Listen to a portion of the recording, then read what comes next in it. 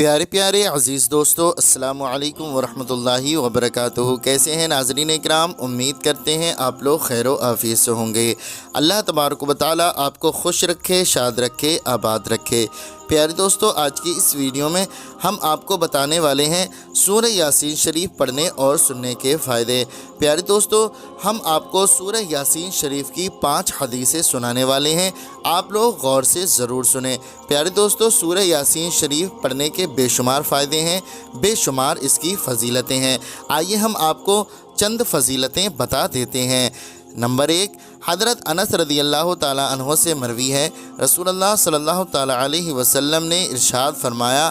ہر چیز کا ایک دل ہوتا ہے، قرآن کا دل یاسین ہے، اس کے لیے اس پڑھنے کے عوض 10 بار قرآن پڑھنے کا ثواب لکھا جائے گا۔ نمبر 3، حضور صلی اللہ تعالیٰ علیہ وسلم نے ارشاد فرمایا، قرآن کا دل سورہ یاسین ہے، اللہ تعالیٰ کی خوشنودی آخرت کی بہتری کی خاطر جو سورہ یاسین پڑھے گا اس کی مغفرت ہو جائے گی۔ تمام اپنے مردوں کے پاس اس کو پڑھا کرو، یعنی مردوں کی قبروں کے پاس، یا مراد ہیں وہ لوگ جو مرنے سے قریب ہوں، یعنی کہ کوئی شخص بیمار ہو تو اس کے پاس پڑھا کرو۔ نمبر 3، حضرت علی رضی اللہ تعالیٰ عنہ سے مروی ہے، رسول کرم صلی اللہ تعالیٰ علیہ وسلم نے ارشاد فرمایا، سورہ یاسین پڑھو، بلا شبہ اس میں 10 برکتیں ہیں۔ نمبر 1، اسے بھوکا پڑھے گا آسودہ ہوگا۔ نمبر 2، کوئی پیاسا پڑھے گا تو سیراب ہوگا۔ نمبر 3، کوئی ننگا پڑھے گا تو لباس پہن لے گا۔ نمبر 4، کوئی غیر شادی شدہ پڑھے گا تو نکاح ہو جائے گا۔ نمبر 5، کوئی خوف زدہ پڑھے گا اس کا خوف ختم ہو جائے گا۔ نمبر 6، کوئی قیدی پڑھے گا رہائی مل جائے گی۔ نمبر 7، کوئی مسافر پڑھے گا تو تعاون ملے گا۔ نمبر 8، مقروض پڑھے گا تو قرض سے ادا ہوگا۔ نمبر 9، جس کی کوئی چیز گم ہو پڑھے تو مل جائے۔ نمبر 10، قریب مرغ پر پڑھی جائے گی تو روح نکلنے پر آسانی ہوگی۔ نمبر 4، حضور اکرم صلی اللہ تعالیٰ علیہ وسلم نے ارشاد فرمایا، جو ہر رات سورہ یاسین پڑھتا ہے وہ جب مرتا ہے تو شہید مرتا ہے۔ نمبر 5، رسول اللہ صلی اللہ تعالیٰ علیہ وسلم نے ارشاد فرمایا، جو شخص دن کی ابتدائی حصے میں سورہ یاسین پڑھتا ہے اس کی حاجتیں پوری کی جاتی ہیں۔ پیارے دوستو، آپ اس سے اندازہ لگا سکتے ہیں کہ سورہ یاسین شریف پڑھنے کی کتنی بڑی فضیلتیں ہیں اور کتنے بڑے فائدے ہیں، کیونکہ پیارے دوستو میں یہ اپنی طرف سے نہیں کہتا، یہ ساری باتیں میں نے آپ کو حدیث شریف کی روشنی میں بتائی ہیں کہ سورہ یاسین شریف پڑھنے سے کیا کیا ہوتا ہے اور کیا کیا ہمیں فائدہ حاصل ہوتا ہے۔ تو میں نے ابھی ویڈیو میں آپ کو بتا دیا ہے، آپ وہاں سے دوبارہ بھی سن سکتے ہیں۔ پیارے دوستو، سورہ یاسین شریف پڑھنے سے بہت ہی زیادہ کمالات ہیں، بہت ہی زیادہ اس کی برکتیں ہیں۔ تو میں گزارش کرتا ہوں کہ اگر آپ کے گھر میں تنگ دستی ہے، غربت ہے، محتاجی ہے، یا آپ بہت ہی زیادہ پریشان رہتے ہیں، آپ کے رشتے نہیں ہو رہے ہیں، تو انشاءاللہ تبارک و تعالیٰ یہ تمام پریشانیاں ختم ہو جائیں گی اگر آپ اس کو روزانہ پڑھنے اور سننے کا ایک معمول بنا لیتے ہیں۔ پیارے دوستو، میں آپ کو ایک آخری بات بتا دوں کہ اگر آپ پڑھنا جانتے ہیں تو پڑھ لیجئے، اگر آپ پڑھنا نہیں جانتے ہیں تو صرف آپ اس کو سن لیجئے، کیونکہ اللہ تبارک و تعالیٰ جتنا ثواب قرآن مجید پڑھنے میں عطا فرماتا ہے اتنا ہی ثواب قرآن مجید سننے میں عطا فرماتا ہے۔ انما الاعمال بالنیات، بس آپ کی نیت صاف ہو، عمل کا دار و مدار نیتوں پر ہوتا ہے، یعنی آپ کا نیت میں خلوص ہو، آپ کی نیت میں کوئی بھی کھوٹ نہ ہو۔ آپ کوئی بھی کام کریں اللہ رب العزت کی رضا کے لیے کریں، آپ کوئی بھی کام کریں تو وہ جائز ہو۔ پیارے دوستو، میں آپ سے گزارش کرتا ہوں کہ آپ اس کو ضرور سنا کریں۔ آئیے دوستو، ہم اللہ تبارک و تعالیٰ کی بارگاہ میں دعا کرتے ہیں، اللہ تبارک و تعالیٰ ہمیں اور آپ کو زیادہ سے زیادہ صراط مستقیم پر چلنے کی اور سورہ یاسین شریف پر عمل کرنے کی توفیق عطا فرمائے۔ اللہ تبارک و تعالیٰ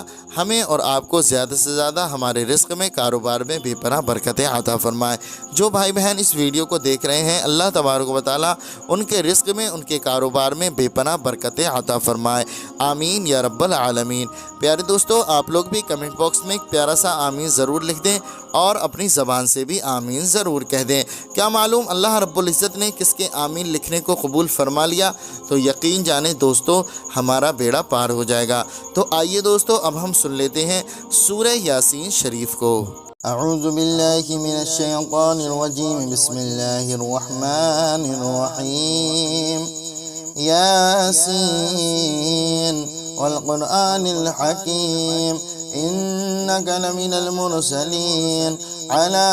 صراط مستقيم تنزيل العزيز الرحيم لتنذر قوما ما أنذر آباءهم فهم غافلون لقد حق القول على أكثرهم فهم لا يؤمنون إنا جعلنا في أعناقهم أغلالا فهي إلى الأذقان فهم مقمحون وجعلنا من بين أيديهم سدا ومن خلفهم سدا فأغشيناهم فهم لا يبصرون وسواء عليهم أأنذرتهم أم لم تنذرهم لا يؤمنون إنما تنذر من اتبع الذكر وخشي الرحمن بالغيب فبشرهم بمغفرة وأجر كريم. إنا نحن نحيي الموت ونكتب ما قدموا وآثارهم وكل شيء أحصيناه في إمام مبين.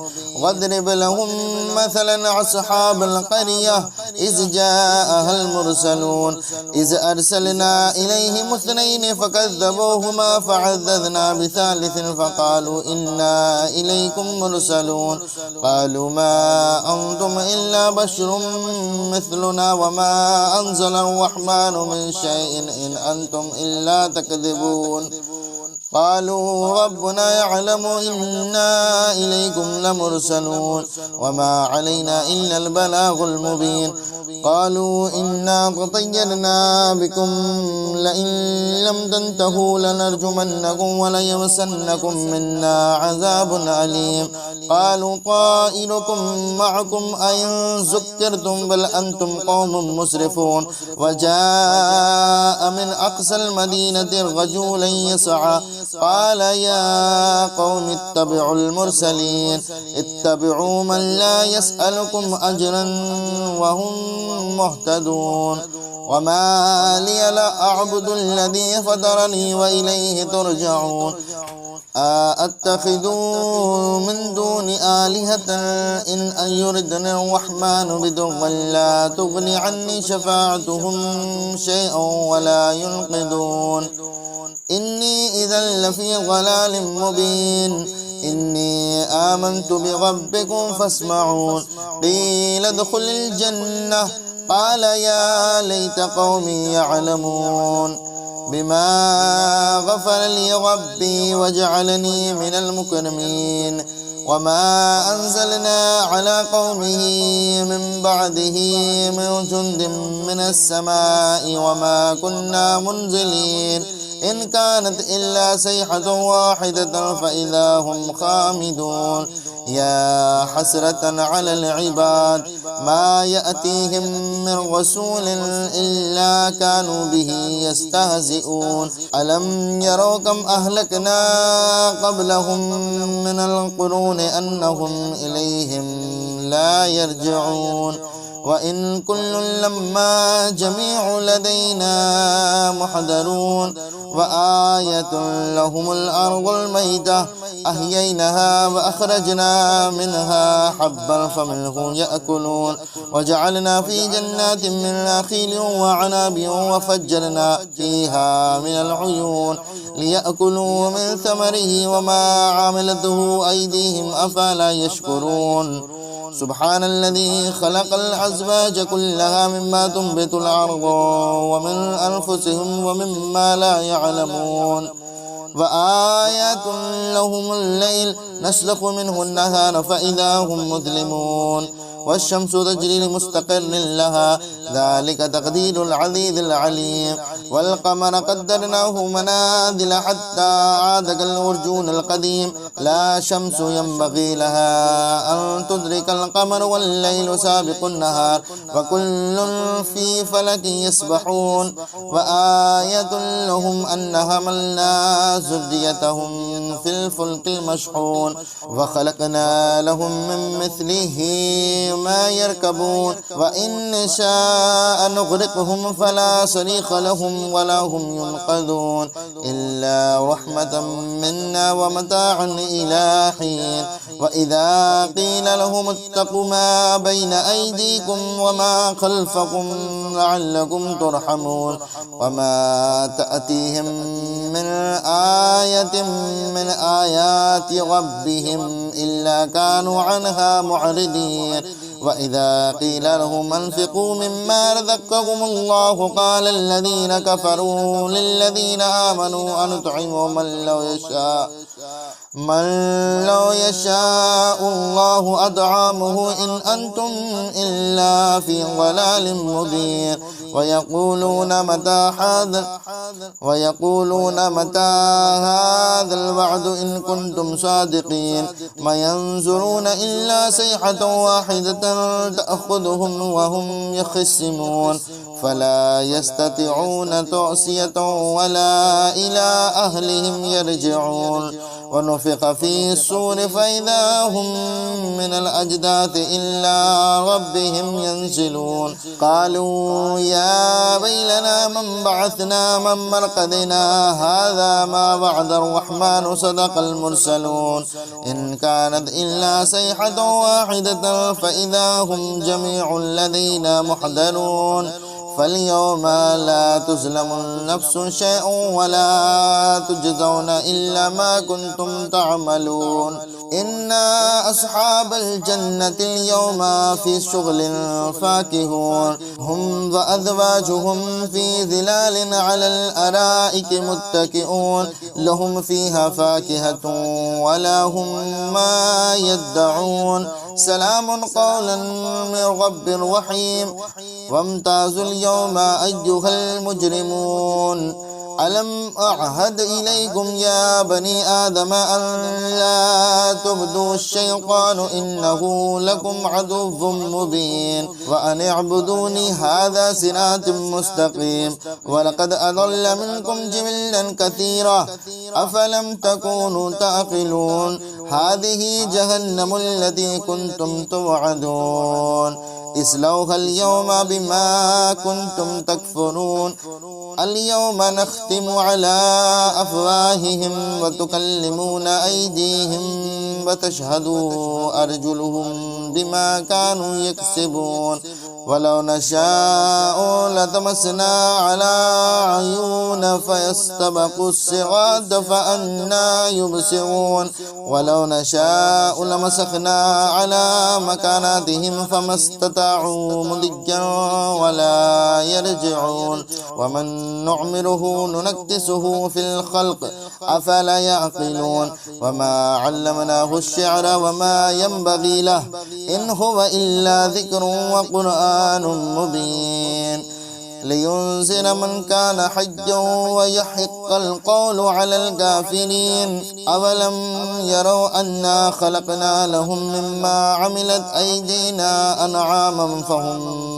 لها مالكون وزللنا لهم فمنها ركوبهم ومنها يأكلون ولهم فيها منافع ومشارب أفلا يشكرون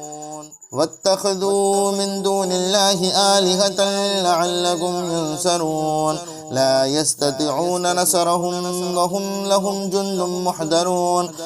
فلا يحزنك قولهم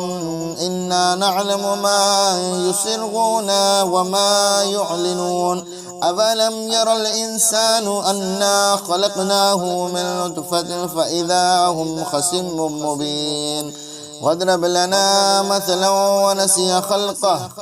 قال من يحيي العظام وهي رميم قل يحييها الذي أنشأها أول مرة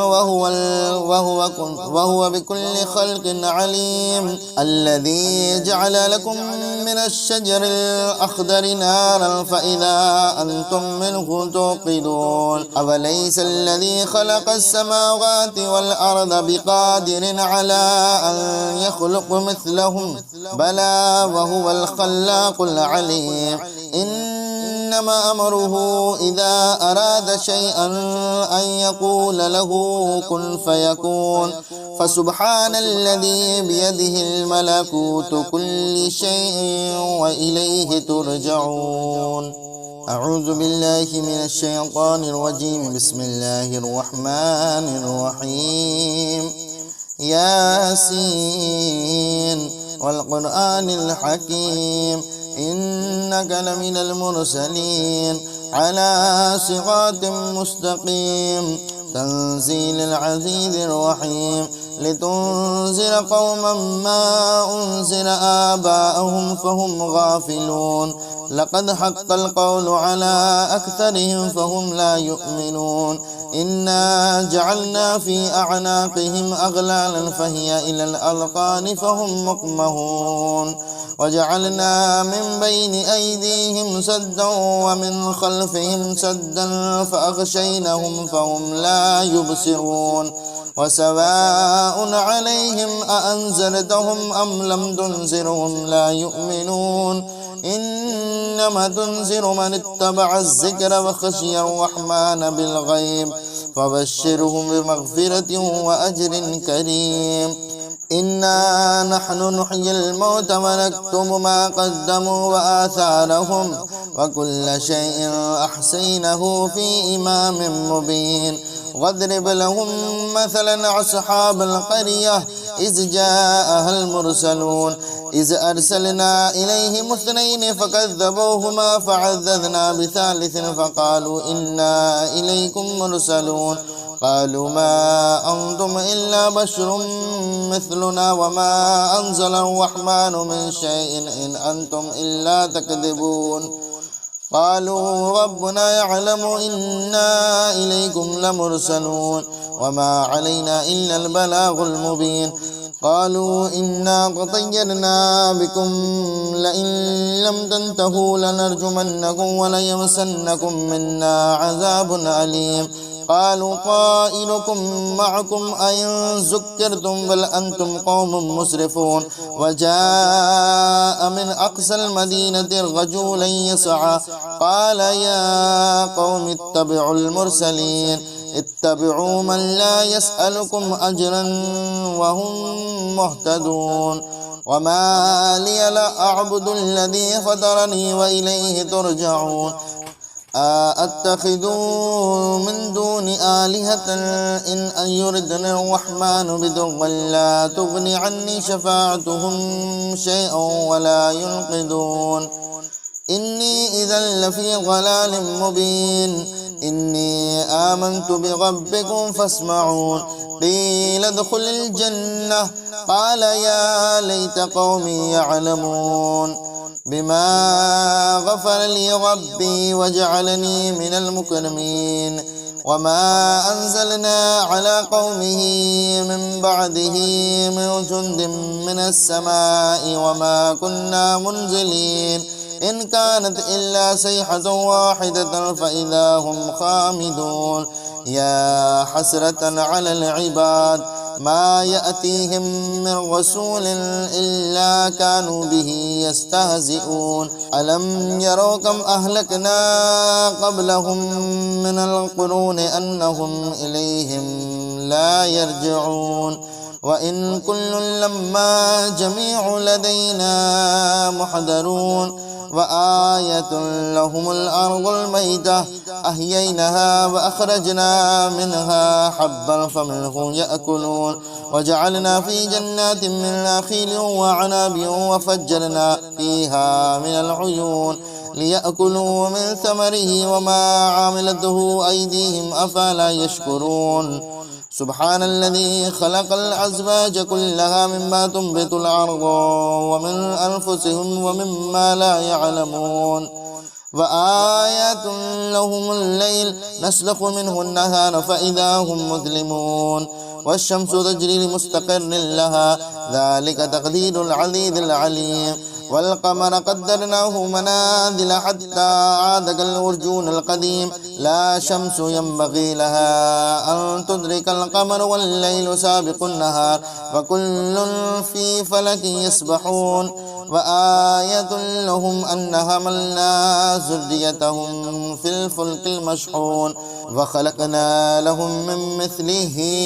ما يركبون وإن نشاء نغرقهم فلا صريخ لهم ولا هم ينقذون إلا رحمة منا ومتاعا إلى حين وإذا قيل لهم اتقوا ما بين أيديكم وما خلفكم لعلكم ترحمون وما تأتيهم من آية من آيات ربهم إلا كانوا عنها معرضين وإذا قيل لهم انفقوا مما رزقكم الله قال الذين كفروا للذين آمنوا أنطعم من لو يشاء الله أطعمه إن أنتم إلا في ضلال مبين ويقولون متى هذا الوعد إن كنتم صادقين ما ينظرون إلا صيحة واحدة تأخذهم وهم يخصمون فلا يستطيعون توصية ولا إلى أهلهم يرجعون ونفخ في الصور فإذا هم من الأجداث إلى ربهم ينزلون قالوا يا ويلنا من بعثنا من مرقدنا هذا ما وعد الرحمن صدق المرسلون إن كانت إلا صيحة واحدة فإذا هم جميع لدينا محضرون فاليوم لا تظلم نفس شيء ولا تجزون إلا ما كنتم تعملون إنا أصحاب الجنة اليوم في شغل فاكهون هم وأزواجهم في ظلال على الأرائك متكئون لهم فيها فاكهة ولا هم ما يدعون سلام قولا من رب رحيم وامتازوا اليوم أيها المجرمون ألم أعهد إليكم يا بني آدم أن لا تعبدوا الشيطان إنه لكم عدو مبين وأن اعبدوني هذا صراط مستقيم ولقد أضل منكم جبلا كثيرا أفلم تكونوا تعقلون هذه جهنم التي كنتم توعدون اصلوها اليوم بما كنتم تكفرون اليوم نختم على أفواههم وتكلمنا أيديهم وتشهد أرجلهم بما كانوا يكسبون ولو نشاء لطمسنا على عيون فيستبقوا الصراط فأنى يبصرون ولو نشاء لمسخنا على مكاناتهم فما استطاعوا مضيا ولا يرجعون ومن نعمره ننكسه في الخلق أفلا يعقلون وما علمناه الشعر وما ينبغي له إن هو إلا ذكر وقرآن مبين لينذر من كان حيا ويحق القول على الكافرين أولم يروا أنا خلقنا لهم مما عملت أيدينا أنعاما فهم لها مالكون وزللنا لهم فمنها ركوبهم ومنها يأكلون ولهم فيها منافع ومشارب أفلا يشكرون واتخذوا من دون الله آلهة لعلهم ينصرون لا يستطيعون نصرهم وهم لهم جند محضرون فلا يحزنك قولهم إنا نعلم ما يسرون وما يعلنون أفلم ير الإنسان أنا خلقناه من نطفة فإذا هم خصم مبين واضرب لنا مثلا ونسي خلقه قال من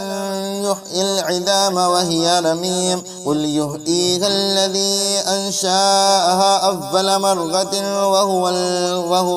وهو بكل خلق عليم الذي جعل لكم من الشجر الأخضر نارا فإذا أنتم منه توقدون أوليس الذي خلق السماوات والأرض بقادر على أن يخلق مثلهم بلى وهو الخلاق العليم إنما أمره إذا أراد شيئا أن يقول له كن فيكون فسبحان الذي بيده الملكوت كل شيء وإليه ترجعون. أعوذ بالله من الشيطان الرجيم. بسم الله الرحمن الرحيم. ياسين والقرآن الحكيم إنك لمن المرسلين على صراط مستقيم تنزيل العزيز الرحيم لتنذر قوما ما أنذر آباءهم فهم غافلون لقد حق القول على أكثرهم فهم لا يؤمنون إنا جعلنا في أعناقهم أغلالا فهي إلى الأذقان فهم مقمحون وجعلنا من بين أيديهم سدا ومن خلفهم سدا فأغشيناهم فهم لا يبصرون وسواء عليهم أأنذرتهم أم لم تنذرهم لا يؤمنون إنما تنذر من اتبع الذكر وخشي الرحمن بالغيب فبشرهم بمغفرة وأجر كريم.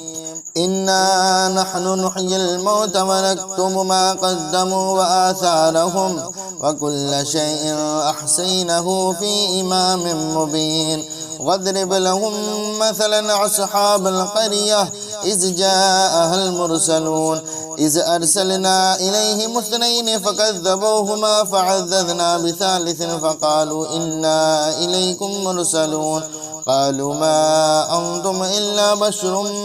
مثلنا وما أنزل الرحمن من شيء إن أنتم إلا تكذبون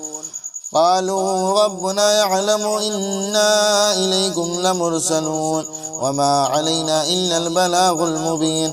قالوا إنا تطيرنا بكم لئن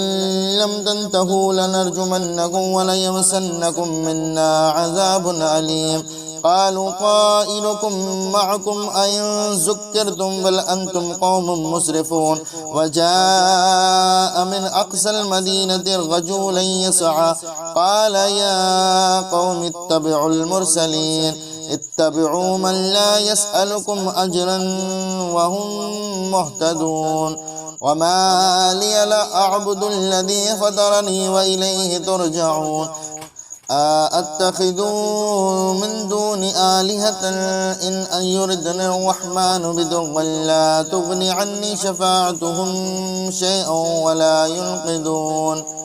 إني إذا لفي ضلال مبين إني آمنت بربكم فاسمعون قيل ادخل الجنة قال يا ليت قومي يعلمون بما غفر لي ربي وجعلني من المكرمين وما أنزلنا على قومه من بعده من جند من السماء وما كنا منزلين إن كانت إلا صيحة واحدة فإذا هم خامدون يا حسرة على العباد ما يأتيهم من رسول إلا كانوا به يستهزئون ألم يروا كم أهلكنا قبلهم من القرون أنهم إليهم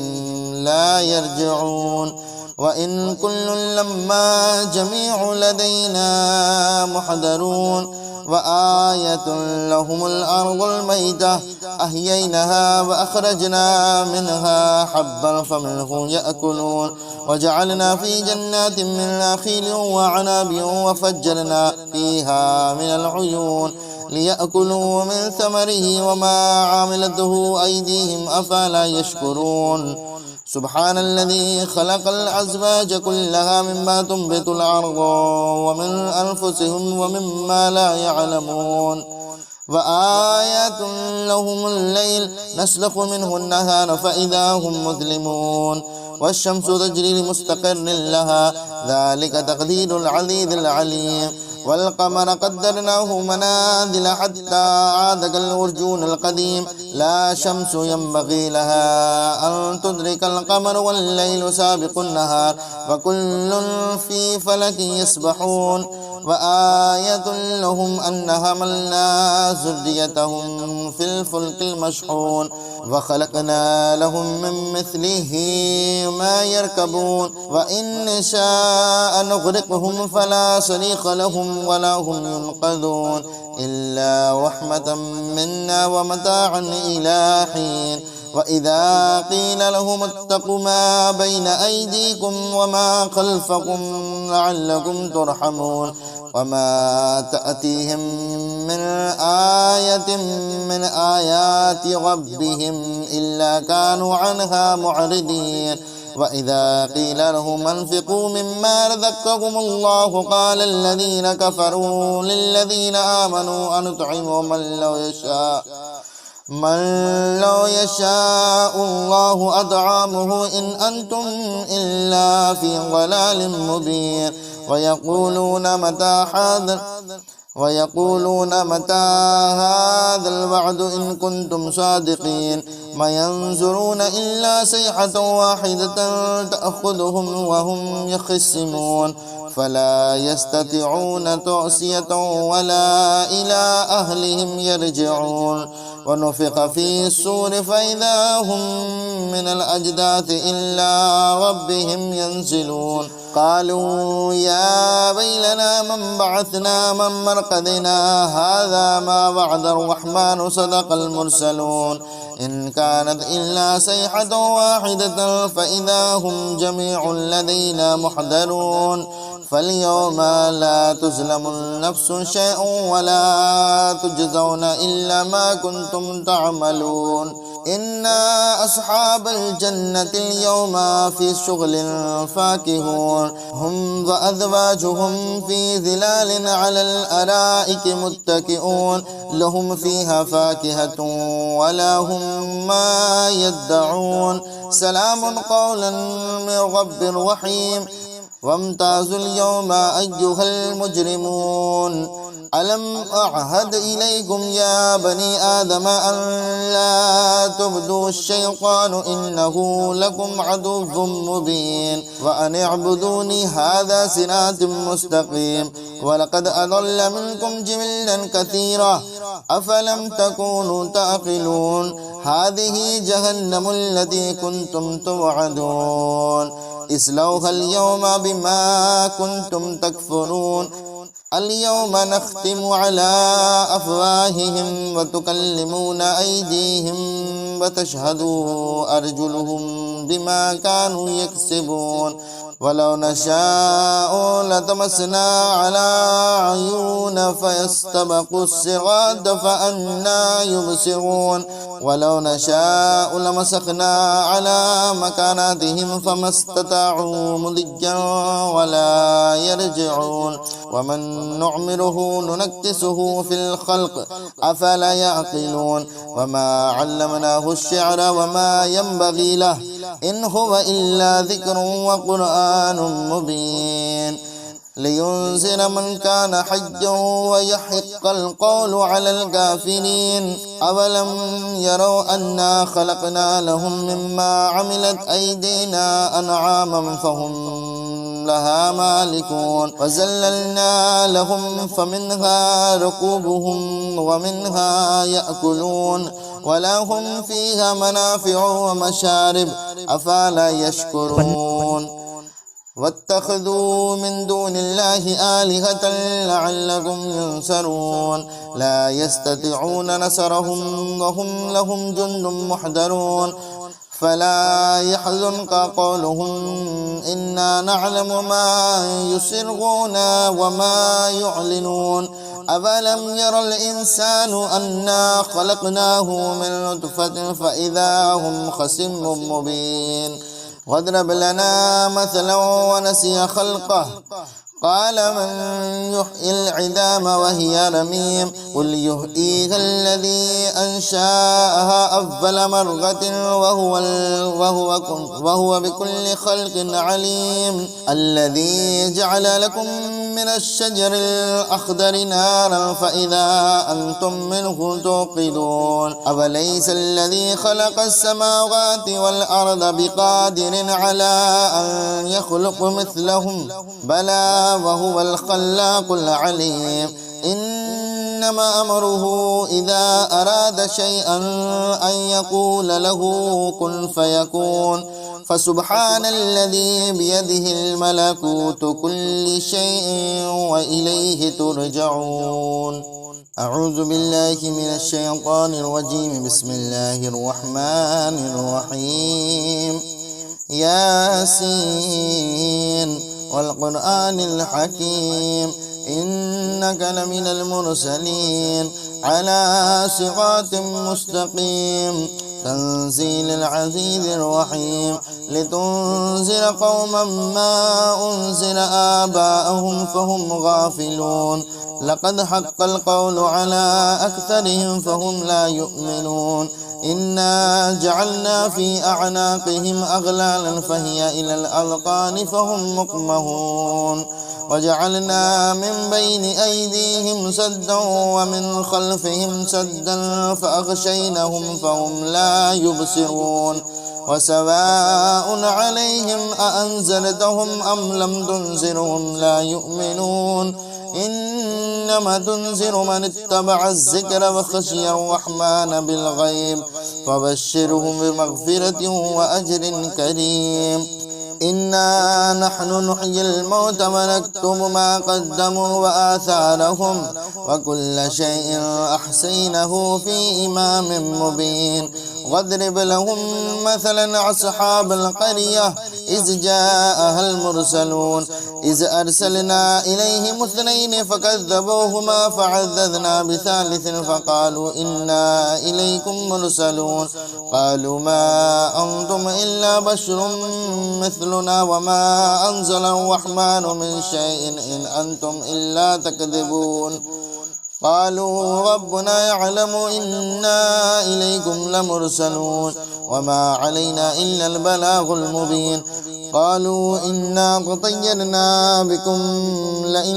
لم تنتهوا لنرجمنكم وليمسنكم منا عذاب أليم. قالوا طائركم معكم أئن ذكرتم بل أنتم قوم مسرفون. وجاء من أقصى المدينة رجل يسعى قال يا قوم اتبعوا المرسلين اتبعوا من لا يسألكم أجرا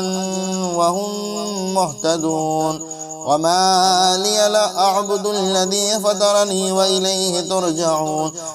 أأتخذ من دون آلهة إن يردني الرحمن بضر لا تغني عني شفاعتهم شيئا ولا ينقذون.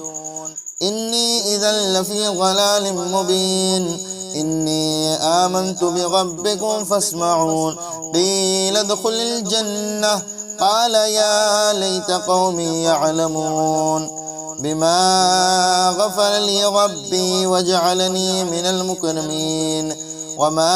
أنزلنا على قومه من بعده من جند من السماء وما كنا منزلين. إن كانت إلا صيحة واحدة فإذا هم خامدون. يا حسرة على العباد ما يأتيهم من رسول إلا كانوا به يستهزئون. ألم يروا كم أهلكنا قبلهم من القرون أنهم إليهم لا يرجعون. وإن كل لما جميع لدينا محضرون. وآية لهم الأرض الميتة أحييناها وأخرجنا منها حبا فمنه يأكلون. وجعلنا في جنات من نخيل وعناب وفجرنا فيها من العيون ليأكلوا من ثمره وما عملته أيديهم أفلا يشكرون. سبحان الذي خلق الأزواج كلها مما تنبت الأرض ومن أنفسهم ومما لا يعلمون. وآيات لهم الليل نسلخ منه النهار فإذا هم مظلمون. والشمس تجري لمستقر لها ذلك تقدير العزيز العليم. والقمر قدرناه منازل حتى عاد كالعرجون القديم لا شمس ينبغي لها أن تدرك القمر والليل سابق النهار وكل في فلك يسبحون وآية لهم أن حملنا ذريتهم في الفلك المشحون وخلقنا لهم من مثله ما يركبون وإن نشاء نغرقهم فلا صريخ لهم ولا هم ينقذون إلا رحمة منا ومتاعا إلى حين وإذا قيل لهم اتقوا ما بين أيديكم وما خلفكم لعلكم ترحمون وما تأتيهم من آية من آيات ربهم إلا كانوا عنها معرضين وإذا قيل لهم انفقوا مما رزقكم الله قال الذين كفروا للذين آمنوا أنطعم من لو يشاء الله أطعمه إن أنتم إلا في ضلال مبين ويقولون متى هذا الوعد إن كنتم صادقين ما ينظرون إلا صيحة واحدة تأخذهم وهم يخصمون فلا يستطيعون توصية ولا إلى أهلهم يرجعون ونفخ في الصور فإذا هم من الأجداث إلى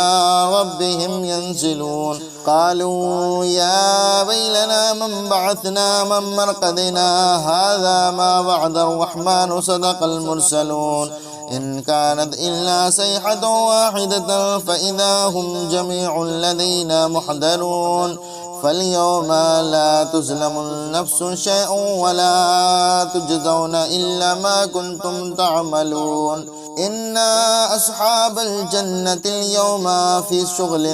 فاكهون هم وأزواجهم في ظلال على الأرائك متكئون لهم فيها فاكهة ولا هم ما يدعون سلام قولا من رب رحيم وامتازوا اليوم أيها المجرمون ألم أعهد إليكم يا بني آدم أن لا تعبدوا الشيطان إنه لكم عدو مبين وأن اعبدوني هذا صراط مستقيم ولقد أضل منكم جبلا كثيرا أفلم تكونوا تعقلون هذه جهنم التي كنتم توعدون اصلوها اليوم بما كنتم تكفرون اليوم نختم على أفواههم وتكلمنا أيديهم وتشهد أرجلهم بما كانوا يكسبون ولو نشاء لطمسنا على عيون فيستبقوا الصراط فأنى يبصرون ولو نشاء لمسخنا على مكاناتهم فما استطاعوا مضيا ولا يرجعون ومن نعمره ننكسه في الخلق أفلا يعقلون وما علمناه الشعر وما ينبغي له إن هو إلا ذكر وقرآن مبين لينذر من كان حيا ويحق القول على الكافرين أولم يروا أنا خلقنا لهم مما عملت أيدينا أنعاما فهم لها مالكون وزللنا لهم فمنها ركوبهم ومنها يأكلون ولهم فيها منافع ومشارب أفلا يشكرون واتخذوا من دون الله آلهة لعلكم ينصرون لا يستطيعون نصرهم وهم لهم جند محضرون فلا يحزنك قولهم إنا نعلم ما يسرون وما يعلنون أفلم ير الإنسان أنا خلقناه من نطفة فإذا هم خصم مبين واضرب لنا مثلا ونسي خلقه قال من يحيي العظام وهي رميم قل يحييها الذي أنشأها أول مرة وهو بكل خلق عليم الذي جعل لكم من الشجر الأخضر نارا فإذا أنتم منه توقدون أوليس الذي خلق السماوات والأرض بقادر على أن يخلق مثلهم بلى وهو الخلاق العليم إنما أمره إذا أراد شيئا أن يقول له كن فيكون فسبحان الذي بيده الملكوت كل شيء وإليه ترجعون. أعوذ بالله من الشيطان الرجيم. بسم الله الرحمن الرحيم. ياسين والقرآن الحكيم إنك لمن المرسلين على صراط مستقيم تنزيل العزيز الرحيم لتنذر قوما ما أنذر آباءهم فهم غافلون لقد حق القول على أكثرهم فهم لا يؤمنون إنا جعلنا في أعناقهم أغلالا فهي إلى الأذقان فهم مقمحون وجعلنا من بين أيديهم سدا ومن خلفهم سدا فأغشيناهم فهم لا يبصرون وسواء عليهم أأنذرتهم أم لم تنذرهم لا يؤمنون إنما تنذر من اتبع الذكر وخشي الرحمن بالغيب فبشرهم بمغفرة وأجر كريم. إنا نحن نحيي الموتى ونكتب ما قدموا وآثارهم وكل شيء أحصيناه في إمام مبين واضرب لهم مثلا أصحاب القرية إذ جاءها المرسلون إذ أرسلنا إليهم اثنين فكذبوهما فعززنا بثالث فقالوا إنا إليكم مرسلون قالوا ما أنتم إلا بشر مثلنا وما أنزل الرحمن من شيء إن أنتم إلا تكذبون قالوا ربنا يعلم إنا إليكم لمرسلون وما علينا إلا البلاغ المبين قالوا إنا تطيرنا بكم لئن لم تنتهوا لنرجمنكم وليمسنكم منا عذاب أليم قالوا طائركم معكم أئن ذكرتم بل أنتم قوم مسرفون وجاء من أقصى المدينة رجل يسعى قال يا قوم اتبعوا المرسلين اتبعوا من لا يسألكم أجرا وهم مهتدون وما لي لا أعبد الذي فطرني وإليه ترجعون أأتخذ من دون آلهة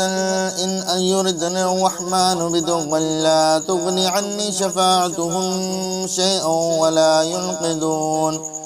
إني إذا لفي ضلال مبين إني آمنت بربكم فاسمعون قيل ادخل الجنة قال يا ليت قومي يعلمون بما غفر لي ربي وجعلني من المكرمين وما أنزلنا على قومه من بعده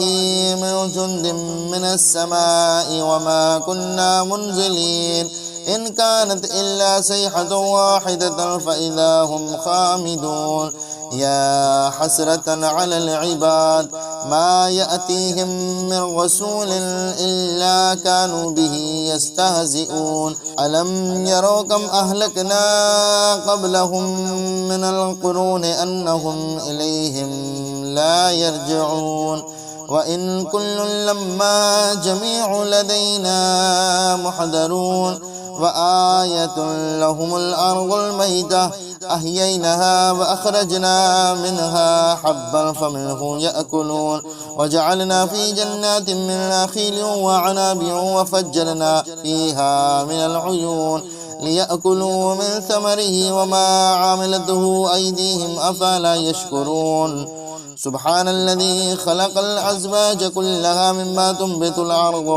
ومن أنفسهم ومما لا يعلمون وآيات لهم الليل نسلخ منه النهار فإذا هم مظلمون والشمس تجري لمستقر لها ذلك تقدير العزيز العليم والقمر قدرناه منازل حتى عاد كالعرجون القديم لا شمس ينبغي لها أن تدرك القمر والليل سابق النهار وكل في فلك يسبحون وآية لهم أن حملنا ذريتهم في الفلك المشحون وخلقنا لهم من مثله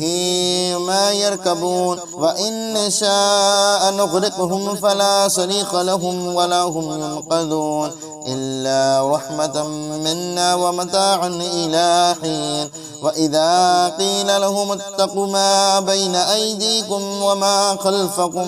لعلكم ترحمون وما تأتيهم من آية من آيات ربهم إلا كانوا عنها معرضين وإذا قيل لهم أنفقوا مما رزقكم الله قال الذين كفروا للذين آمنوا أنطعم من لو يشاء الله أطعمه إن أنتم إلا في ضلال مبين ويقولون متى هذا الوعد إن كنتم صادقين ما ينظرون إلا صيحة واحدة تأخذهم وهم يخصمون فلا يستطيعون توصية ولا إلى أهلهم يرجعون ونفخ في الصور فإذا هم من الأجداث إلى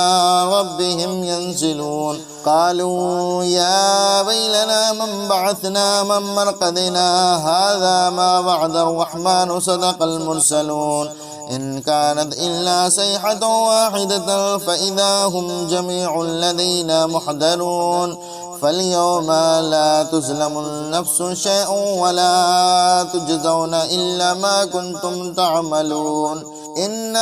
أصحاب الجنة اليوم في شغل فاكهون هم وأزواجهم في ظلال على الأرائك متكئون لهم فيها فاكهة ولا هم ما يدعون سلام قولا من رب رحيم وامتازوا اليوم أيها المجرمون ألم أعهد إليكم يا بني آدم أن لا تعبدوا الشيطان إنه لكم عدو مبين وأن اعبدوني هذا صراط مستقيم ولقد أضل منكم جبلا كثيرا أفلم تكونوا تعقلون هذه جهنم التي كنتم توعدون اصلوها اليوم بما كنتم تكفرون اليوم نختم على أفواههم وتكلمنا أيديهم وتشهد أرجلهم بما كانوا يكسبون ولو نشاء لطمسنا على عيون فيستبقوا الصراط فأنى يبصرون ولو نشاء لمسخنا على مكاناتهم فما استطاعوا مضيا ولا يرجعون ومن نعمره ننكسه في الخلق أفلا يعقلون وما علمناه الشعر وما ينبغي له إن هو إلا ذكر وقرآن مبين لينذر من كان حيا ويحق القول على الكافرين أولم يروا أنا خلقنا لهم مما عملت أيدينا أنعاما فهم لها مالكون وزللنا لهم فمنها ركوبهم ومنها يأكلون ولهم فيها منافع ومشارب أفلا يشكرون واتخذوا من دون الله آلهة لعلكم ينصرون لا يستطيعون نصرهم وهم لهم جند محضرون فلا يحزنك قولهم إنا نعلم ما يسرون وما يعلنون أفلم ير الإنسان أنا خلقناه من نطفة فإذا هم خصيم مبين واضرب لنا مثلا ونسي خلقه قال من يحيي العظام وهي رميم قل يحييها الذي أنشأها أول مرة وهو بكل خلق عليم الذي جعل لكم من الشجر الأخضر نارا فإذا أنتم منه توقدون أوليس الذي خلق السماوات والأرض بقادر على أن يخلق مثلهم بلى وهو الخلاق العليم إنما أمره إذا أراد شيئا أن يقول له